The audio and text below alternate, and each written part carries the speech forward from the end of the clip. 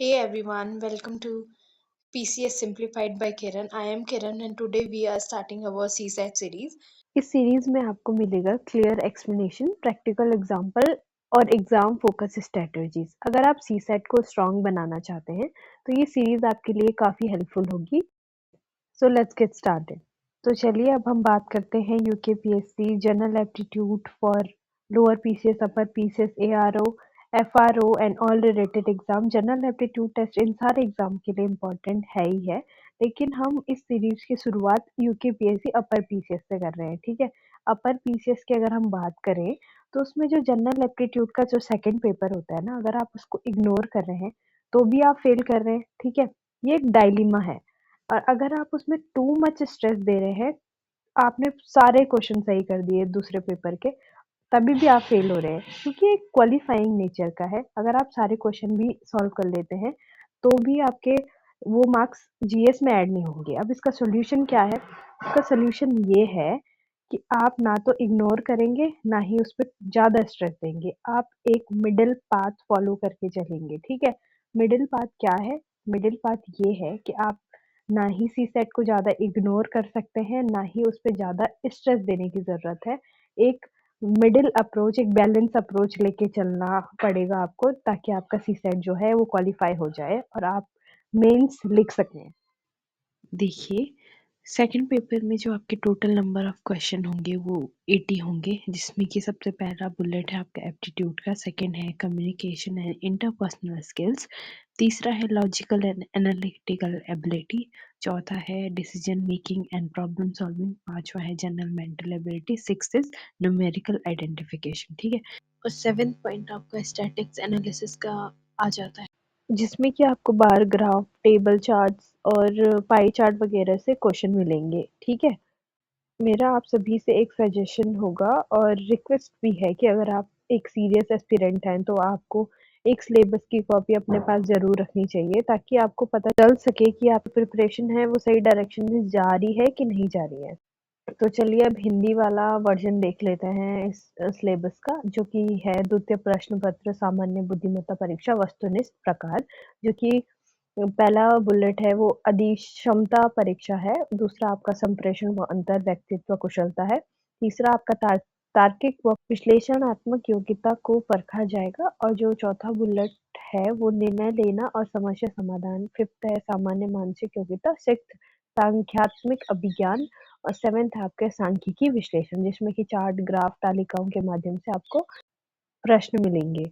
तो चलिए चलते हैं हम यूनिट 2 की तरफ, जिसमें टोटल प्रश्नों की संख्या आपकी 20 होगी और उसका पूर्णांक होगा 30 अंक का। हर एक क्वेश्चन होता है आपके 1.5 मार्क्स का। जो बुलेट ए है उसमें है इंग्लिश कॉम्प्रिहेंशन से रिलेटेड क्वेश्चन आते हैं। जैसे कि मैंने अभी बताया कि हर एक क्वेश्चन 1.5 मार्क्स का होता है। और ये जो इंग्लिश एबिलिटी टेस्ट है वो क्यों दिया गया है, ताकि कैंडिडेट की इंग्लिश लैंग्वेज और ग्रामर की एबिलिटी को टेस्ट कर सकें। ठीक है, जो बी वाला बुलेट है उसमें भी आपके 4 क्वेश्चन होंगे और 1.5 मार्क्स ईच के होंगे। जो क्वेश्चन होंगे vocabulary, antonym, synonym, one word substitution, phrasal verbs, phrases और ट्रांसफॉर्मेशन ऑफ सेंटेंसेस के बेस पे बेस होंगे। ठीक है, 9 है हिंदी भाषा के बौद्धिक गम्यता कौशल को आपका इसमें परखा जाएगा, जिसमें कि हिंदी भाषा से रिलेटेड, व्याकरण से रिलेटेड और अपन गद्यांश से रिलेटेड क्वेश्चन होंगे। तो हम सिलेबस के पॉइंट नंबर 6 को यहाँ पर शुरू करने वाले हैं। मैं आपसे उसी का डिस्कशन करने वाली हूँ। और after going through the whole syllabus, I am concluding that I am going to start point number 6। अब देख लीजिए आप, पॉइंट नंबर 6 की इम्पोर्टेंस मैं आपको बता देती हूँ। जो पॉइंट नंबर 6 है ना, उससे 20 से 30% क्वेश्चन आपके सी सेट से इसी वाले पर्टिकुलर एरिया से मिलेंगे आपके। और 20 से 30% क्वेश्चन का मतलब होता है आपके 8 से 12 क्वेश्चन जो है वो डायरेक्ट नंबर सिस्टम से आ रहे हैं, नंबर आइडेंटिफिकेशन से आ रहे हैं। ठीक है, नंबर सिस्टम का मतलब क्या है? नंबर सिस्टम का मतलब है कि आपका डिविजिबिलिटी से रिलेटेड, रिमाइंडर थ्योरम, सीरीज से रिलेटेड आपके क्वेश्चन मिलेंगे। इसका मतलब आपके 10 से 15 मार्क्स यहाँ से सिक्योर बन जाते हैं, अगर आप इसको ढंग से करके लेके आ जाते हैं। ठीक है, ये वही वाला सेक्शन है जहाँ बच्चे सबसे ज़्यादा सिली मिस्टेक करते हैं। ठीक है, अब इस टॉपिक का ना टॉपिक वाइज क्वेश्चन देख लेते हैं कि कौन से टॉपिक से कितने नंबर ऑफ क्वेश्चन आए हैं।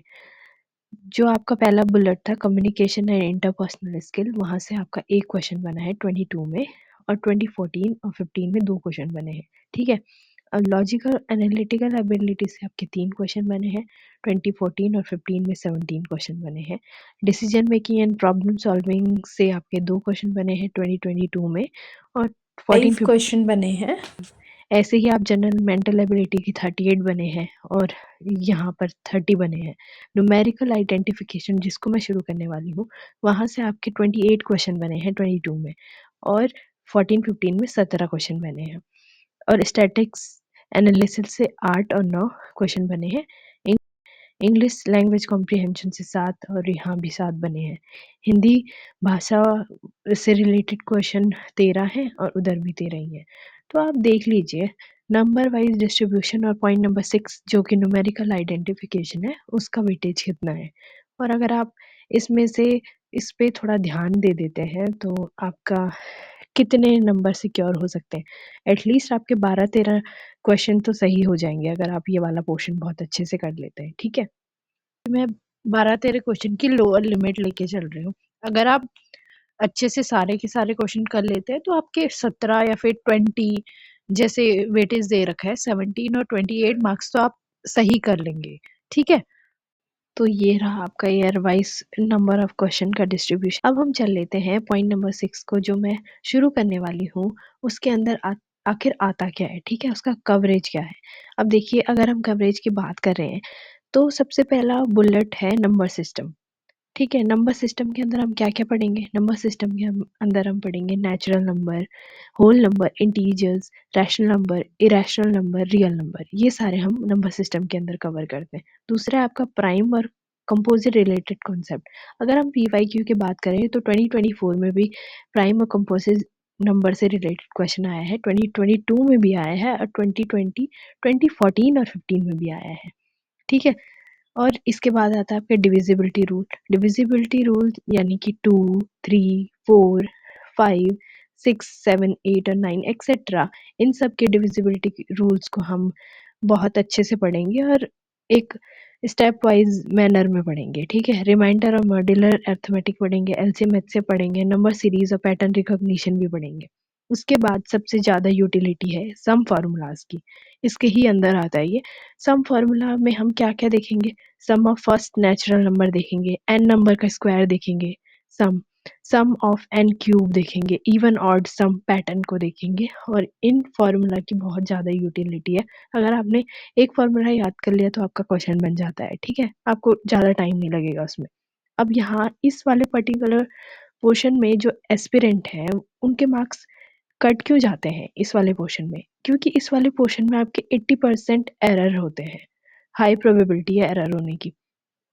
क्यों है, क्योंकि जो डिविजिबिलिटी के रूल हैं अगर आपको वो याद नहीं है 2, 3, 4 रिलेटेड, तो भी आपकी गलती हो सकती है। रिमाइंडर की ट्रिक्स आपको नहीं पता है, प्राइम और कंपोजिट नंबर आखिर होता क्या है आपको ये नहीं पता है, सीरीज अगर एक बारी सॉल्व नहीं हो रही तो उसमें पैनिक हो जाता है, ओवरऑल इसमें टाइम मैनेजमेंट का इशू भी हो जाता है, ठीक है। और अगर आप पॉइंट नंबर 6 को अच्छे से करते हैं तो उसका बेनिफिट क्या है, ठीक है, क्या है कि मिनिमम गारंटीड स्कोर आपको मिल जाएगा और 15 से 20 मार्क्स आपके सिक्योर हैं। अगर आप एक दो गलत भी कर लेते हैं फिर भी आपके 15 से 20 मार्क्स सिक्योर हो जाते हैं, ठीक है। दूसरा बेनिफिट है कि आपकी स्पीड बूस्ट हो जाती है सीसेट में अगर आपने ये पर्टिकुलर एरिया अच्छे से कर लिया। तीसरा कि डीआई और रीजनिंग के क्वेश्चन आप बहुत फास्टर करेंगे अगर आपको ये पर्टिकुलर एरिया अच्छे से आता है। दूसरा चौथा बेनिफिट ये है कि ओवरऑल आपका कॉन्फिडेंस इंक्रीज हो जाएगा।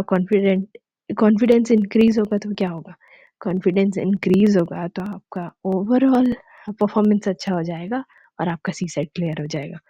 That's it for this video, thank you so much.